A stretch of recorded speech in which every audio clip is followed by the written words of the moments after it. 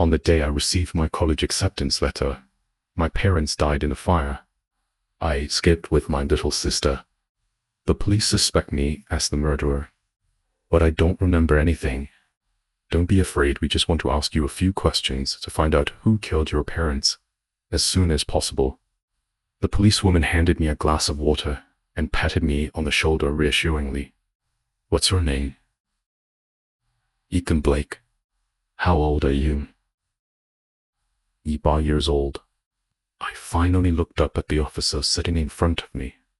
He was dressed in casual clothes, his square eyebrows showing seriousness and depth. He looked very young, probably in his early 30s. He seemed a little surprised by my calmness. From the moment it happened until now, I haven't cried, made a fuss, or even remained silently mournful. The first time they saw me, they decided I was indifferent to it. My name is Ryan Miller. I'll come to you if I have any questions later. Of course, you can also come to me directly if you remember anything. I walked out of the police station, where my sister Lily was waiting for me at the door. I took her little hand and got into Grandpa Benjamin's car. Anyway, my sister and I are free. 2 days after the incident, Officer Ryan came to me again. He handed me a photo. Do you know him? A gentle and successful person, but still unable to hide his copper smell.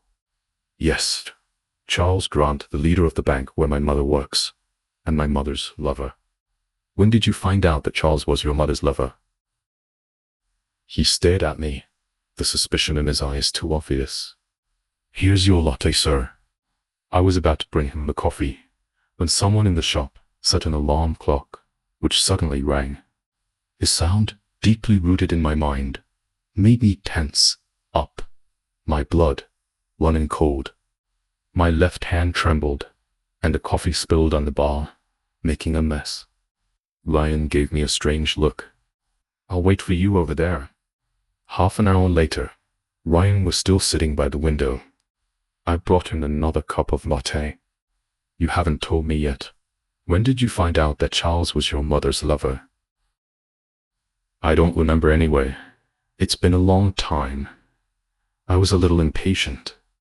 I still had work to do. What exactly did he want to ask?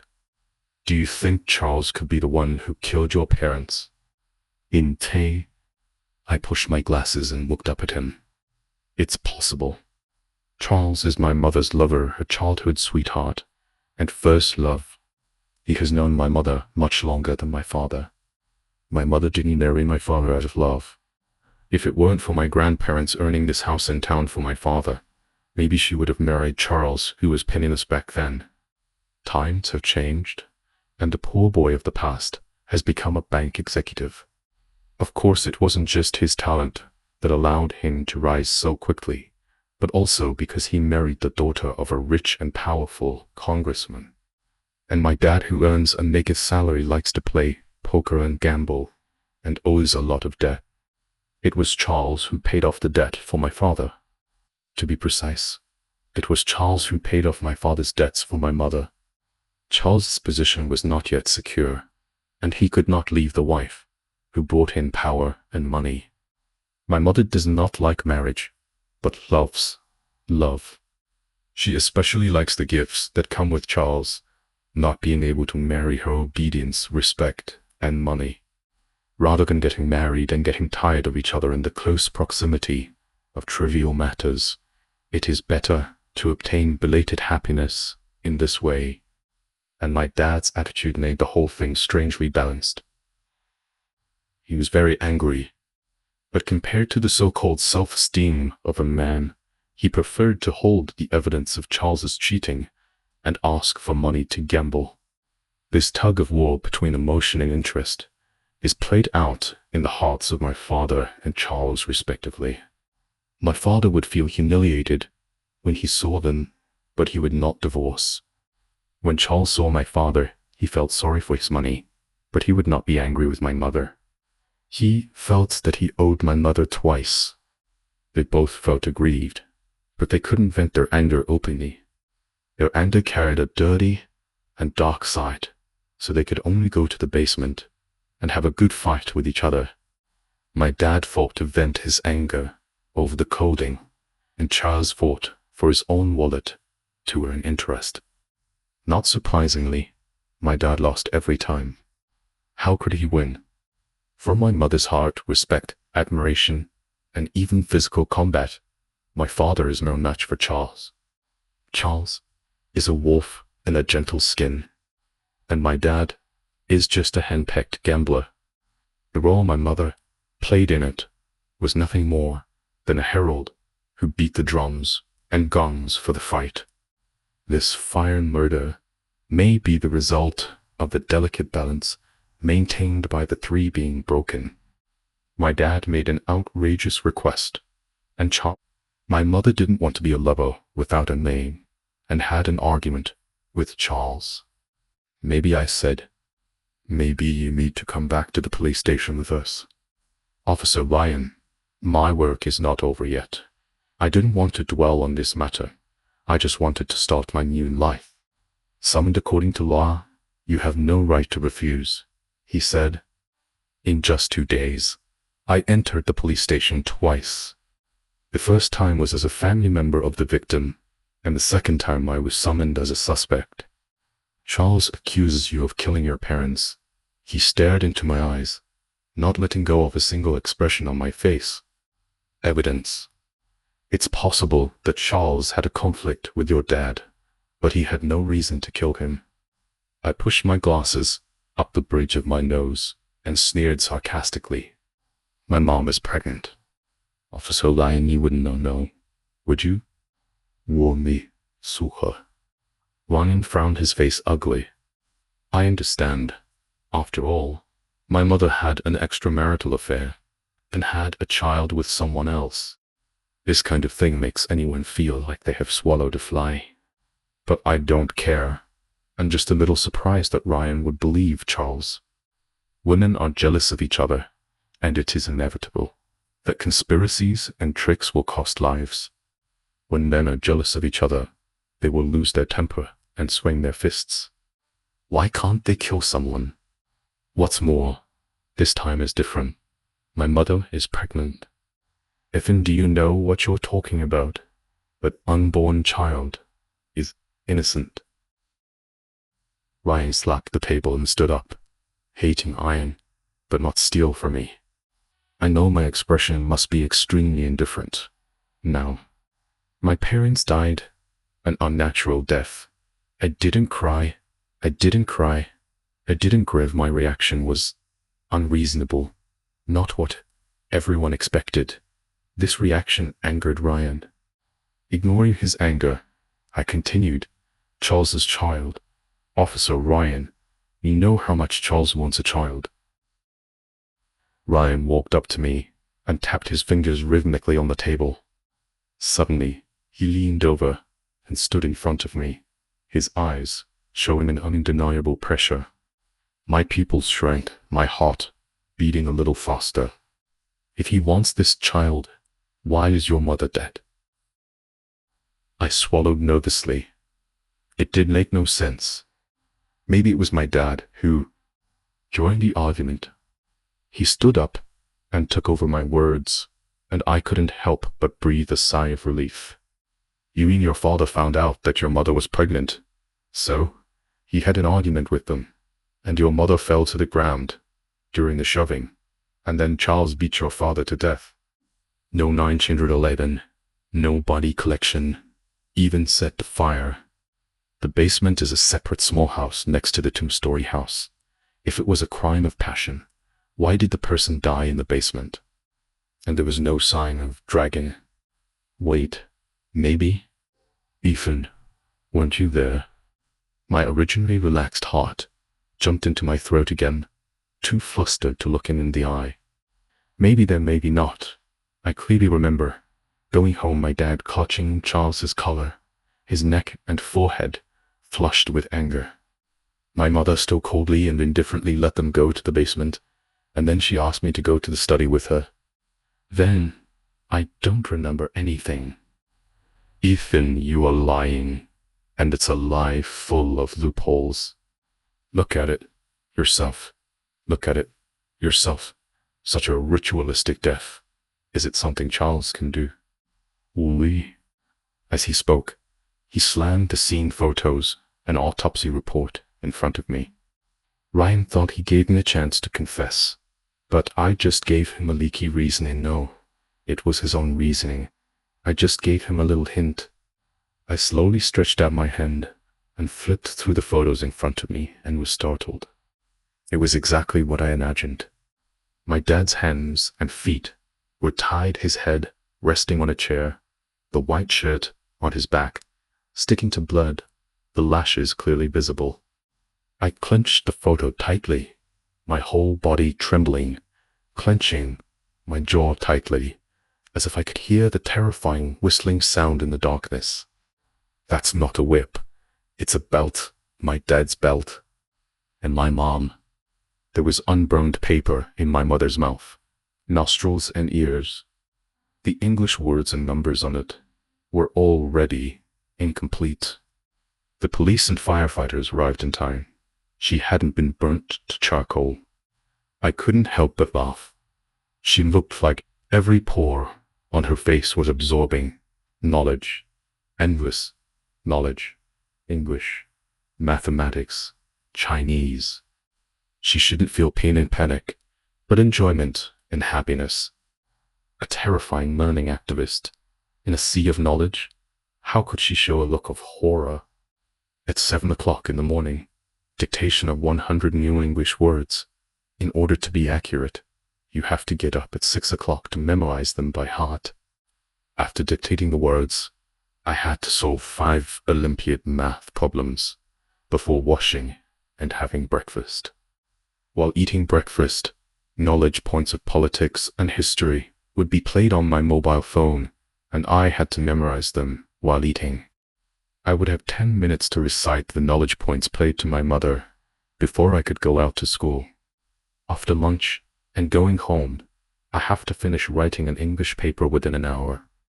I couldn't stay at school after school, and if I exceeded the estimated journey time by 5 minutes, the punishment would be increased. Then there were Chinese mathematics, politics, history, and geography test papers, and in the midst of the intense battles, there would only be 5 minutes of breathing time between each subject. In these 5 minutes, you can drink a glass of water and go to the toilet. If it is not time for the prescribed respite, you cannot stop writing, even if you are dizzy, have blurred vision, or have diarrhea. Before the alarm clock rang, I could only sit in a chair, doing my homework, reciting books, memorizing words. I could go to bed at 12 o'clock in the evening. The accuracy rate of each task of the day must reach more than 95 to avoid being dragged to the basement and beaten. When I failed to meet the requirements, she would open the door of the study. My father stood there. She motioned with her eyes, and I was rudely dragged out and subjected to all my father's grievances and anger in the basement. My back was whipped to the point of being bloody and blurry. I didn't know why my mother treated me like this before, but when I saw Charles for the first time, I understood. When he was young, Charles studied so hard, but my father didn't make progress and liked to play poker. She couldn't marry Charles, and this huge gap gradually distorted her psychology, and I was nothing more than a victim for her to make up for her regrets. She wanted me to be like Charles to comfort her for her years of grievances. However, this kind of pain and grievance was not comforted in the slightest, but became more and more rampant. In order to avoid physical pain, I studied hard and tried my best to meet my mother's requirements. But I didn't expect that they would use the same trick on my sister. I hate them. Every time I was doing my homework, I could hear my sister screaming from the basement. Her tears, her cries, her fear entwined around my heart like vines, getting tighter and tighter, so tight that I could hardly breathe. I held the pen, trying my best to endure the alarm clock ticking. My whole body was trembling, but I couldn't stand up. I've wanted to kill them countless times. Every day, countless voices in my head yelled, "Kill them, kill them." But I don't remember doing it. I don't remember this vengeful way of revenge at all. This wasn't my original plan. In the first plan, they didn't have to die. But before I could implement the first plan, they died. Maybe you're right. I wiped away the tears from the corners of my eyes and looked at Officer Ryan with a sly look in my eyes. "Officer Ryan, then tell me why I didn't burn my parents together." Of course, it's to preserve the ritual of judgment. You are judging your parents' crimes. He suddenly stood behind me and lifted my clothes up. The dense whip marks from the belt on my back were exposed to the air. His reaction was one of pity. I sat up straight and put my clothes down. He walked up to me again, grabbed my hand, pulled up my sleeve, and my left forearm was covered with slender scars. This time he should be more convinced of his own reasoning. "Sure enough," he said, "is it worth it to trade your own life for theirs?" I picked up the photos of my father and my mother's death and looked at them carefully, like appreciating a work of art. What a pity.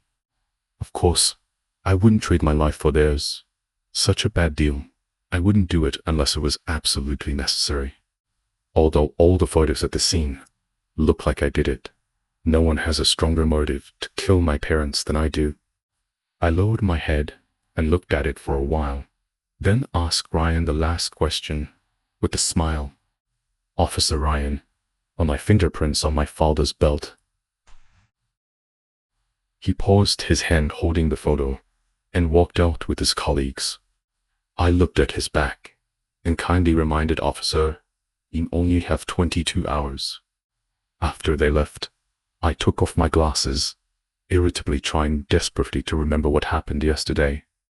Yesterday afternoon, at 6 o'clock, I went to the express delivery point to pick up the express delivery and met Grandpa Benjamin on the way back. He is my year-end friend. I told him that I was admitted to Columbia University. This is the admission letter, and I want to be like him, majoring in law.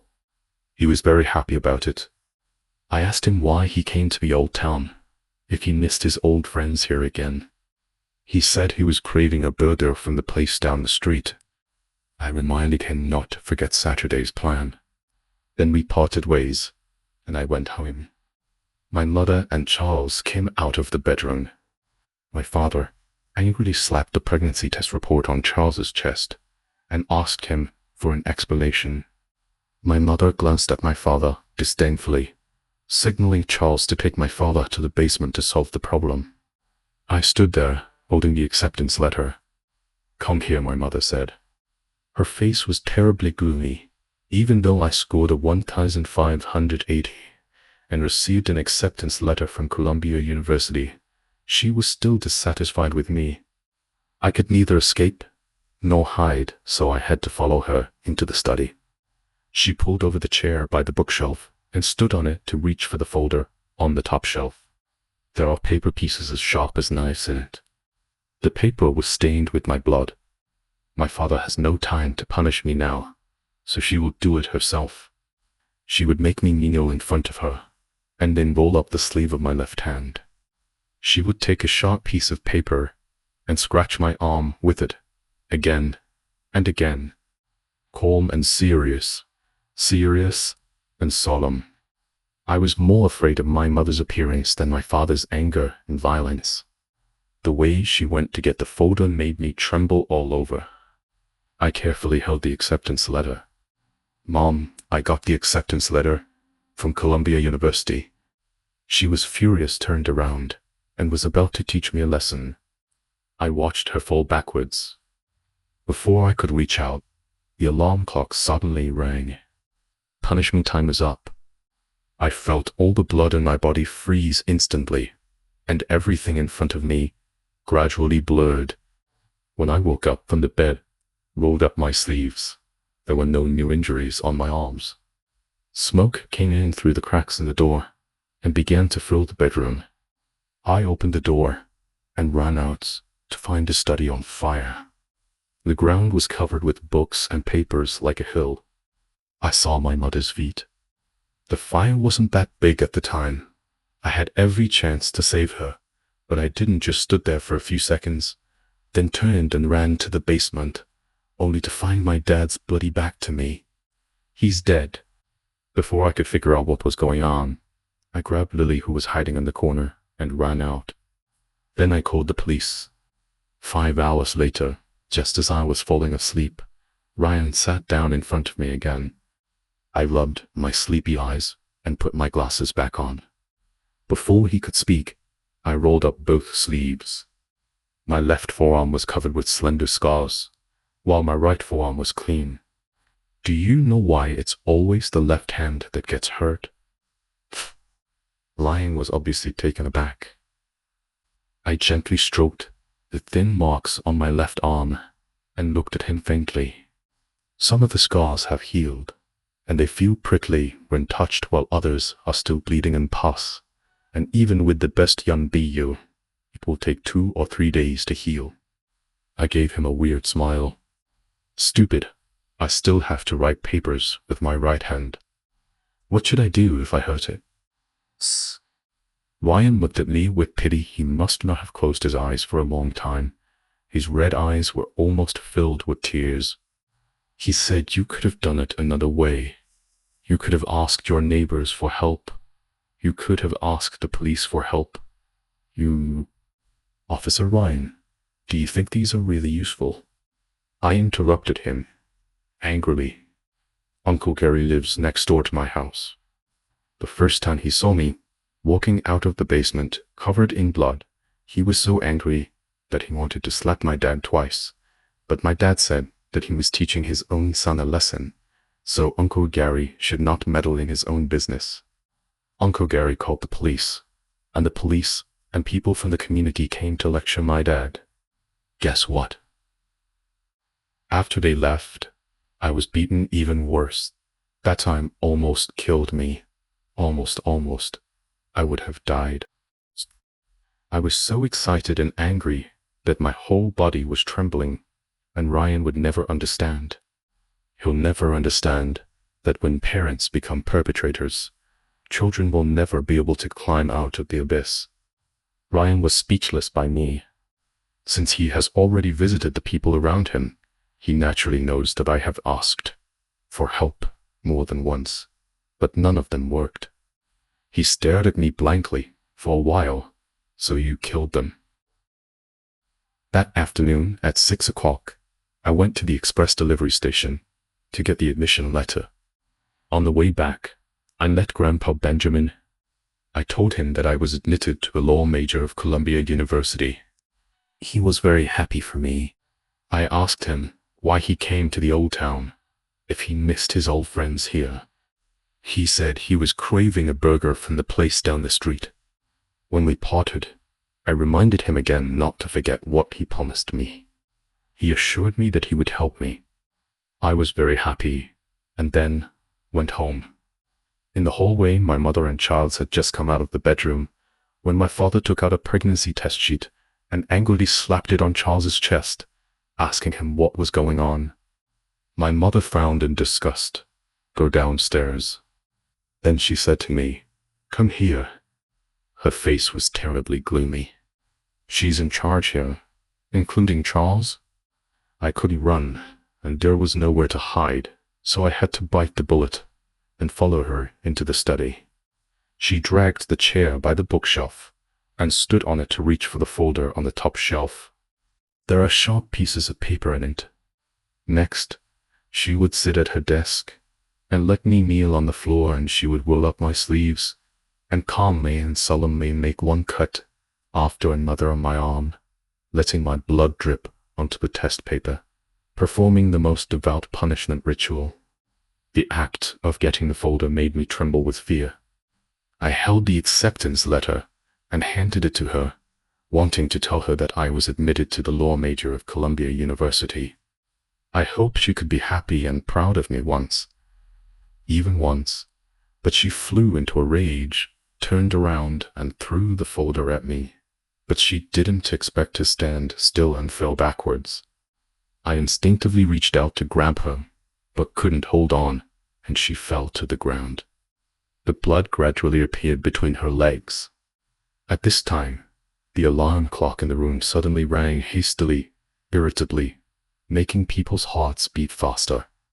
Punishment time is up. I lost control.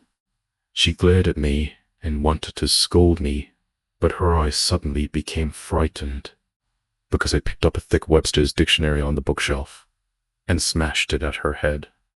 As her eyes went blank, I grabbed the test paper on the table, pinched her face, stuffed the test paper into her mouth, and then into her nostrils and ears. Since she likes these things so much, then I will satisfy her. I wish I could cut open her stomach and stuff all these books and papers into it. It's a pity that I don't have these tools. So I picked up the books on the bookshelf and threw them at her one by one, at her head, her legs, her arms, her stomach, her heart. I want her to taste the pain I felt. I want to bury her under the books. Let her repent of her sins. No, I want her to go to the 18th level of hell. Finally, the pile of books made her motionless under the pressure. Her blood flowed out, staining the scrolls red. I took the alarm. Charles had already left. My father had blood oozing from the corner of his mouth. He was limping and supporting the chair to stand up. Charles really hit hard this time. My father was struggling to stand up. That's right. This time, it's not as simple as jealousy. Their win or loss determines the surname of the child in my mother's belly. He turned his head and saw me standing at the door. When he accidentally saw him in such a wretched and embarrassing side, he was naturally ashamed and angry, so he pulled off the belt from his waist and was about to hit me. But he didn't expect that I would not give in this time. I picked up the stick by the door and approached him, slowly placed the alarm clock that had been set for 5 minutes beside him, and then, as his eyes widened in shock, I raised the stick and slammed it hard on the bend of his knee. He was already injured and unable to resist. He fell to his knees in pain and couldn't stand up. I took the belt from him, tied his hands and feet, grabbed the rag that had been stuffed in my mouth, and stuffed it into his mouth, making him face the chair in a kneeling position of repentance. Every time he punished me, he would tie me to a chair and whip me, and I whipped him on the back again and again, venting my resentment towards him for more than 10 years, until the flesh was bloody. Then I went back to the study and stood there like a judge, looking down at my mother. She's not dead yet. The buried scrolls moved. It's all over. I lit a roll of paper and threw it towards the mountain of books stained with my mother's blood. After doing all this, I felt as if a heavy burden had been lifted from my heart for more than 10 years, and my whole body felt relaxed. I walked back to my bedroom. I felt very tired and just wanted to have a good sleep. After you killed them, you originally wanted to die together, so you set a fire, but the smoke got into your bedroom. You choked up, and the instinct of survival made you open the door and ran out. Ryan reasoned about my psychological activities and actions during the crime. I listened quietly, couldn't help but put myself into it. He was so confident in himself, just waiting for me to admit it myself. It's certainly not worth it to trade my life for theirs. Hearing this, Ryan looked at me inscrutably, trying to see regret in my eyes. But I refuted all his arguments. I do hate them, and I've wanted to kill them countless times, but I'm not the murderer. This wasn't my original plan. Ryan was stunned. His reasoning was logical and reasonable, but he couldn't figure out why I called the police. Since I called the police, why didn't I admit that I killed someone? Since I don't admit that I killed someone, why didn't I run away and went to work part-time in a cafe? He was still suspicious of many places, though he hid it well. I looked at him and began to tell my original plan.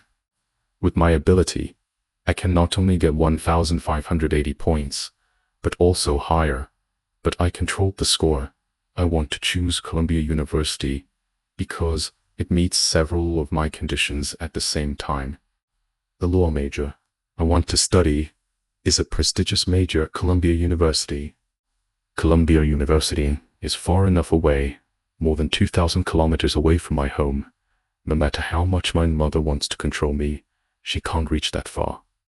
At Columbia University, excellent students can apply to be teaching assistants. Teaching assistants earn $500 a month, and excellent teaching assistants are entitled to live in a single room, so I don't have to worry about rent and live with my sister. I looked at Lion's suspicious eyes and smiled slightly. I knew what he was wondering. How could my mother let me escape her clutches so easily? That's right. She wouldn't let me fill out the volunteer form like this. Unfortunately, when I filled out the volunteer form, she was pregnant and went to the hospital every 3 days, so she couldn't care less about me. So I seized this opportunity to go to the internet cafe, filled out the volunteer form. I'm 100% sure of going to Columbia University, even if my mother finds out. Wouldn't it be just another beating from my dad? It doesn't matter. I have endured it so many times. It's nothing. The most important question. Saturday is a good opportunity. My mother will allow us to play in Central Park for a while. I'm going to make my sister disappear completely. Only if she disappears completely will they not continue to abuse her. I've already figured out all the surveillance in the park.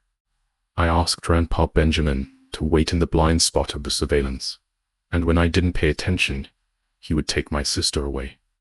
I'll look around the park in a panic a few more times and report a missing person case. Perhaps there is no need to report a missing person case. My parents have never paid much attention to my sister. Maybe she is dead and they won't even blink. Maybe they think it's troublesome. If she disappears, she will disappear. Not reporting the case is better for me. Otherwise, I will have to act in front of the police. When I set foot on the high-speed train to New York, Grandpa Benjamin will come to me with my sister, and my sister and I will set off together and run towards the new life that awaits us. I will work hard to study and work, and when the time is right, I will cut off all contact with my parents. I really wanted to kill them, but in this plan, it didn't have to die. It just took me more time and effort.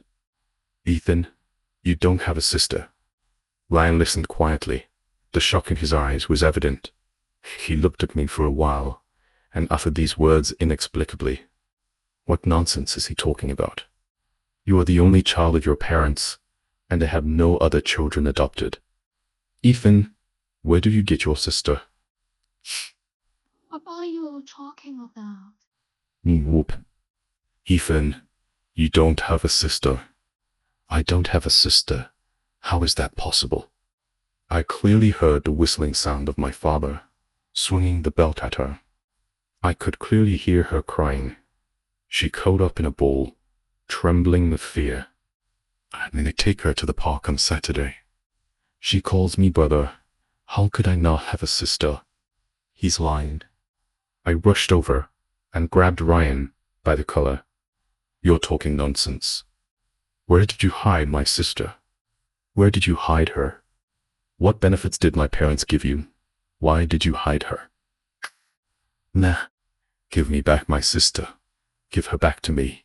You are breaking the law. Breaking the law. My eyes were red with anger. My body was trembling. The people next to me wanted to pull, but Lion stopped me. He looked at me with pity in his eyes. Can you tell me what's your sister's name? Lily. Lily Blake. How old is she? 2 years old, I replied, tremblingly. What school does she go to? What school does she go to? Which school does my sister go to? The more I tried to remember, the more my head hurt. Was she there when you came to the police station? I clutched my head in pain and shook my head vigorously. No, she didn't come in. I told her to wait outside. Go and check the surveillance. We made it. Lily, you don't have to be afraid anymore. Don't be afraid anymore. Lily, I won't let you suffer anymore. I won't. I just wanted to escape with my sister. I didn't kill anyone. I did nothing wrong. What did I do wrong? Sife.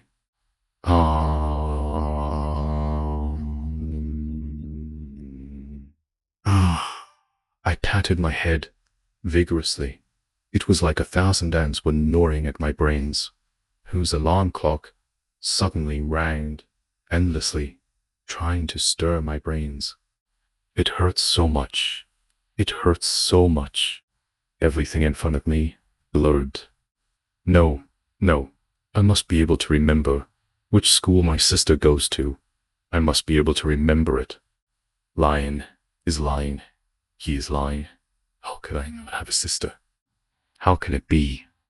Ethan? Call the doctor. I slowly opened my eyes, and all I could see was white. A gentle face appeared above my head. You're awake, do you want some water? My throat was dry. I nodded slightly and sat up supporting myself. Where is this? The woman handed me a glass of water and comforted. Don't worry, it's safe here. I got up and looked around at the clean and comfortable environment of the room, and the woman in the white coat in front of me. There was her name on the badge, on her chest, Zoe. I immediately understood her identity. Is it confirmed? What? I lowered my eyebrows and looked at my toes, but finally I said the fact that I didn't want to admit. My sister, she, Zoe, looked at me softly and sadly. In fact, you should be thankful that she doesn't really exist. The reason why you think you have a sister is because your spirit has reached its limit. Yes, I should be thankful that I don't have a sister, otherwise those hurts would be real. Perhaps it was really me who killed my parents. I just don't remember. Where's... I want to see him. He's outside. You don't look so good. Ryan looked at my pale face, hesitant to continue the conversation. No, I'm actually much better. Officer Ryan. Your reasoning is sound, but you're still missing something. My mother's fall was not an accident. I would sand the wooden chair by the bookshelf whenever my parents were not at home. They abused me for several years, and the chair was sanded for several years. I have been looking forward to an accident. Also, I deliberately stuffed the pregnancy test sheet into my dad's jacket. However, I don't remember killing anyone after I woke up, and I don't know why. I don't remember. I looked at Ryan sincerely, and I couldn't explain why I lost this memory. The fire wasn't that big when I woke up. I actually had a chance to save my mom, but I didn't. Ryan stared at me for a long time, then turned to look at Zoe. Zoe explained, in the case of extreme emotional breakdown, it is possible to cause memory loss. It's not that you forgot, it's that you never had this memory at all. Officer Ryan, it can be recovered through treatment. No, I mean this memory doesn't belong to Ethan. What do you mean? I asked bluntly. Your fingerprints are on everything in your house, but not on that belt. Besides, you are obviously very afraid of the alarm clock ringing. Last time, in the coffee shop, and in the interrogation, you would tremble and even lose control when the alarm clock rang. Why did you take the alarm clock to the basement on purpose? Maybe I wore gloves. I learned the answer. Not sure if I actually wore gloves. No, if you killed someone out of control, you wouldn't prepare gloves beforehand. But if you whipped your father, your fingerprints would be on the belt. Perhaps There's another person, and it seems that he is protecting you. Another person? I have no impression at all. Has Benjamin ever seen your sister? Ryan asked suddenly. Yes, I replied subconsciously. My heart skipped a beat. Of course Grandpa Benjamin has met my sister. He wants to help me escape from my parents with my sister. But I don't have a sister. Benjamin. My name is Benjamin. I'm 62 years old, a retired judge with nothing to do. My children are not around, so I'm bored. So I found a part-time job as a driver, and my boss is Charles. That kid, Ethan, is my year-end friend. The first thing he said to me was to ask me if I could try his parents. I was stunned. Why would a child say such a thing? It wasn't until I saw the dense scars on his back and left arm that I understood. One Saturday, he brought his sister to see me, but there was no one around him. Not that I saw a ghost, but that the child's mental state was at the end of his rope. It's not that I haven't thought about going through legal procedures to help this child, but he said, if parents are demons, it is difficult for others to raise their swords to kill them. When he said this, there was an indescribable sadness and despair hidden under his calm expression, as well as the hatred of burning everything together. I was completely overwhelmed by his words. The last case I had, before I retired, was Olivia suing her parents. I sentenced the child's parents to 3 years, but 3 years later, 2 months ago, Olivia died of torture by her parents. So I made a decision to hold the last trial of my life, to slay the devil for Ethan. That afternoon, as usual, I drove Charles to Ethan's house.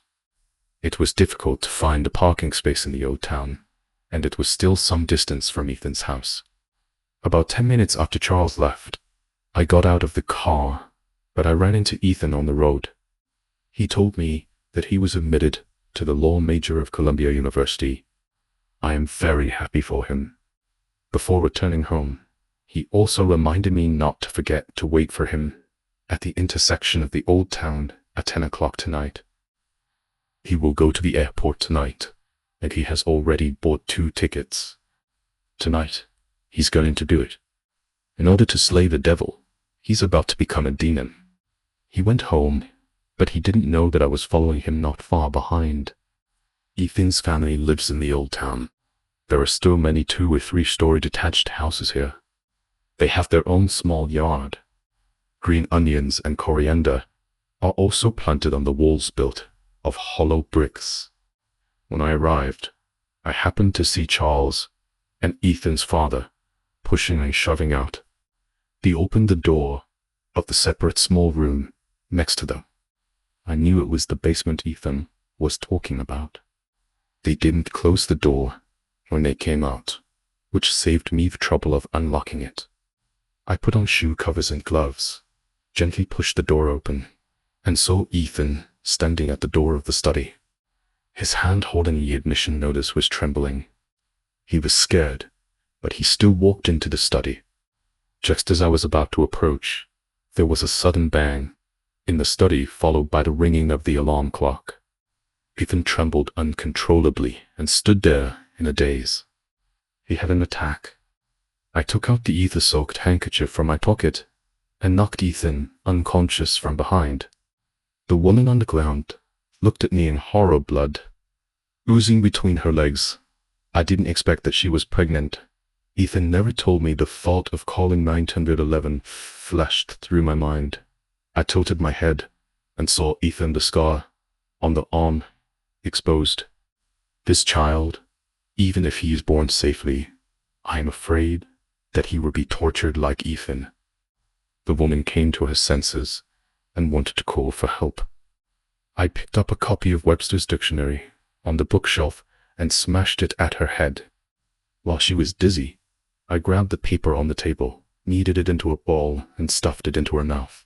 Since she likes books and scrolls so much, I will let her die in books and scrolls. I want her to be a sacrifice to pay homage to the books and scrolls in this house. The books And squirrels in this house carry Ethan's pain and despair for more than 10 years.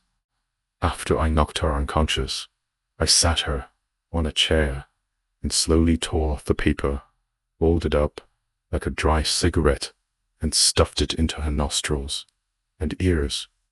It was too bloody to gouge out her eyes, so I took a piece of paper and covered her eyes. All the books on the bookshelf were thrown on her body, and finally I grabbed the stack of papers on the desk and scattered them on her body like throwing paper money. I dragged Ethan into the bedroom, put him on the bed, covered him with a blanket, then took the alarm clock from his bedside table.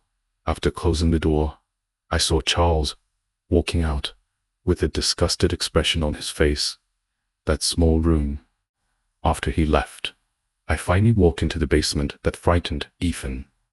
The air was filled with a musty and bloody smell. Ethan's father was beaten badly by Charles, and he couldn't stand up straight while supporting the chair. He found me, turned his head, and angrily asked who I was. He told me to get out immediately. I didn't get out, set a 5-minute alarm clock for myself. 5 minutes. It would take Charles 10 minutes to get to the car. It takes me 5 minutes to take the shortcut. Amidst the man's violent roars, I picked up the stick by the door and slammed it hard on the bend of his knee. He fell to his knees in pain. I tied his hands and feet, grabbed the chair. Casually the rag was stuffed into his mouth. His belt was pulled away, and he lashed at his back, one after another. His shirt was torn, covered with blood, and stuck together. He whimpered and burst into tears. Ethan had begged him like this countless times, begging him to spare him. The alarm clock hadn't rang yet, and he was out of breath. It seemed that Charles had killed him in the previous fight. I dropped the belt and went back to the study. Ethan should be waking up soon. I lit a cigarette, took a few puffs, and threw it into the pile of books. The only innocent one was the child in the womb, but with such parents, why bother to come into the world to suffer? I took a shortcut to the burger joint. On the corner their business is so good. I ordered a burger before I went into Ethan's house, and it was just being packed for me when I came out. It was 7 o'clock, just in time for dinner. Justice Benjamin, how can you guarantee that Ethan won't be trapped in the fire?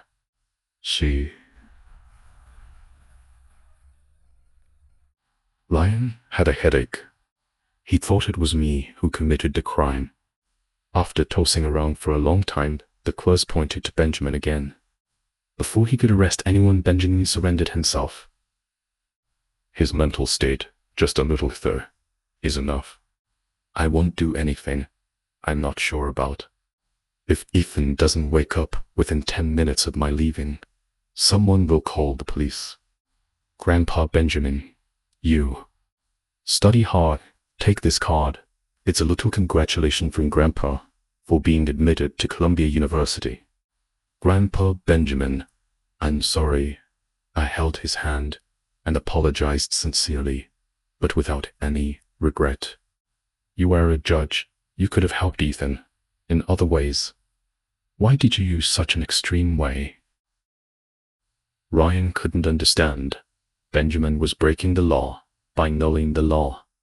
How can I help him? Put his parents in jail for 2 years, and when his parents come out, they will abuse him even more. When a child is abused by their parents, it is difficult for them to even ask for help from the outside world. Just like Olivia, when she was 13 years old, she bravely sued her parents for the crime of abuse. Olivia died after 3 years of imprisonment, and what could he do for that girl? He could do nothing. Ethan let go of everything and move on. You are still young and you have a long way to go. Grandpa Benjamin, thank you. Tears fell on the clasped hands, flowing from the intertwined tigers' mouths into the palms, sticky and dull. Ethan, every Saturday, my parents would let me play in Central Park for a while. One day, I noticed a new old man in the park. He likes to wear a cardigan over his shirt wears a pair of gold-rimmed glasses, and is serious, but well-respected. They say his name is Benjamin, a judge who has only recently retired. I remembered he was the judge in the Olivia case. Olivia, my only friend, took her parents to court on charges of abuse. Her parents were jailed. 3 years later, 2 months ago, Olivia died, tortured to death by her parents. So every time I went out, I couldn't help but stare at Benjamin. Finally, he came up to me and asked, "Boy, do you have something to tell me?" She did follow the victims. I did have something to ask him, but when he asked me, I didn't know what to say for a while. I had too many questions about Olivia, about myself. I looked down at my toes. She was not in a hurry, waiting for me. I thought for a while, pushed my glasses, and asked him the first question. "Can you help me try my parents?" He obviously didn't expect me to say this for the first time, and a look of astonishment flashed in his eyes. My second sentence is, "Were you really a judge before?" He smiled. He would take me to his place from time to time. He also had many books in his study, but I didn't feel scared. One day I saw a document on his desk that said, Title 18, U.S. Code Section 113, Assault. Assault defined whoever, within the special maritime and territorial jurisdiction of the United States, and under any circumstances for the purpose of, commits an assault resulting in serious bodily injury within the special maritime and territorial jurisdiction of the United States, or a vessel or aircraft of the United States within the special aircraft jurisdiction of the United States, or commits assault within the special maritime and territorial jurisdiction of the United States when that assault occurs during the commission of a crime of violence, as defined in Section 924, C3 of this title, by the person committing the assault, that is, its amount. He said to me, "Ethan, I will help you." I shook my head, feeling infinitely sad and desperate. "Grandpa Benjamin, do you know? When parents become demons, others cannot kill them with swords." "Grandpa Benjamin, I have a younger sister named Lily. I'll bring her to see you another day, okay?" What's her name? He was so excited that he seemed a little dazed. "My sister, Lily Blake." "How do you spell that?" I spelled out the name Lily, and saw that he seemed a little melancholy in his trance. Even his wrinkles deepened a little. My heart suddenly ached. When I led Lily to Grandpa Benjamin, I saw the astonishment and shock in his eyes. Taking advantage of the moment when I turned my back, I covered up the tension and panic in my eyes, pointed to the burger joint at the intersection, and said, "Grandpa Benjamin, let's go eat burgers together." The day I got my acceptance letter, I met Grandpa Benjamin on my way back. I knew he was still following me after we parted ways, but I pretended I didn't know. "Charles is coming to my house today. My mother is pregnant. He has been here very frequently recently." I put the pregnancy test sheet in my father's coat pocket. "There will be a different kind of fight today.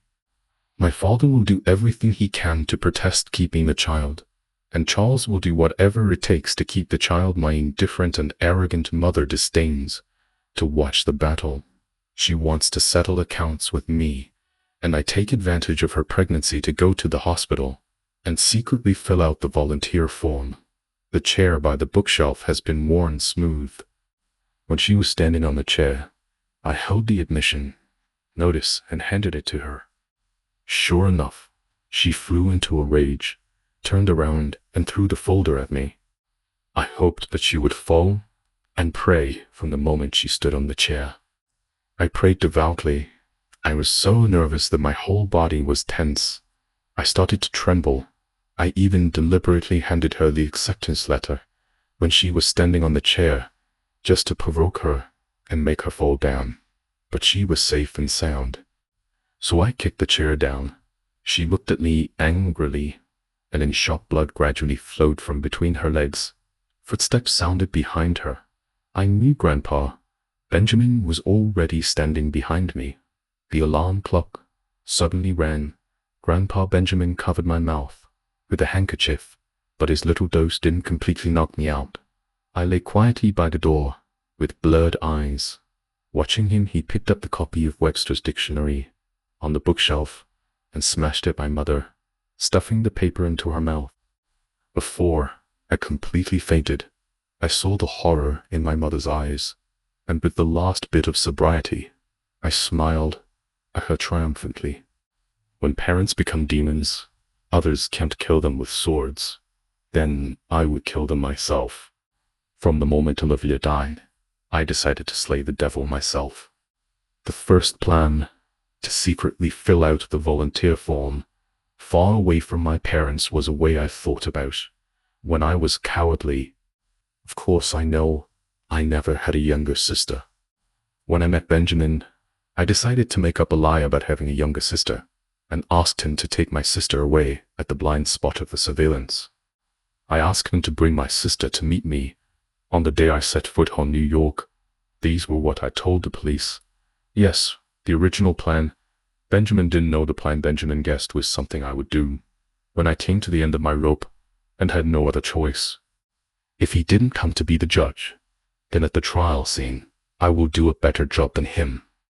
I'm going to set my mom's alarm clock for half an hour and let her sit at her desk and finish a math paper. If she doesn't finish it, or her accuracy rate is less than 95, I'll cut her arm with a piece of paper over and over again. If she dares to resist, I will stuff messy rolls of paper into her mouth. I want her to watch me throw the books from the bookshelf at her while she is still conscious. Sprinkled with scrolls buried her completely. How do you think she would give in? Easily. Of course not. But I held fruit knife against her back, and I could end her life at any time. As for my cowardly father, his body had already become weak and unbearable after countless fights with Charles. He never went to the doctor because he was afraid of losing face.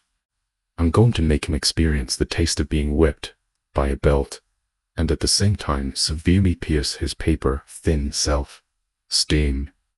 I want his body and spirit to endure unprecedented abuse. It's a pity he didn't die painfully enough. This is my second plan, but Ryan is right. It's not worth trading my life for theirs. So after meeting Benjamin, I had a third plan. When I was helping him organize the books on the bookshelf, I accidentally exposed the injury on my arm. Under his strong questioning, I lowered my head and said, weakly, not only on my arm, but also on my back. He knew that I was abused by my parents. I told him that I have a younger sister. I deliberately said 2 names. When I brought sister in front of him, I knew he suspected that I had a mental problem, and he was convinced of this. I wanted to help me and use legitimate, legal means. I said, when parents become demons, others can't kill them with swords. I had 2 episodes in front of him. During the pair episodes, I talked about how my parents abused me in an incoherent manner, and how I was going to kill them. I know he used to live in the old town for a while. We both like to eat burgers at the restaurant on the corner. I told him that there is a shortcut that can get to my house faster. Not long after Benjamin left, I woke up, and I did go to the basement to appreciate the way my dad died and to destroy the footprints. Benjamin left, though he would surrender, but I need time to arrange other things in order to think and watch his trial, and in order to make the police and him believe that I am a child with mental problems. I went to the basement. The third plan, if it hadn't been implemented successfully, I would have switched to the second plan immediately. I said, when parents become demons, it is difficult for others to kill them with swords. Then I will kill them myself.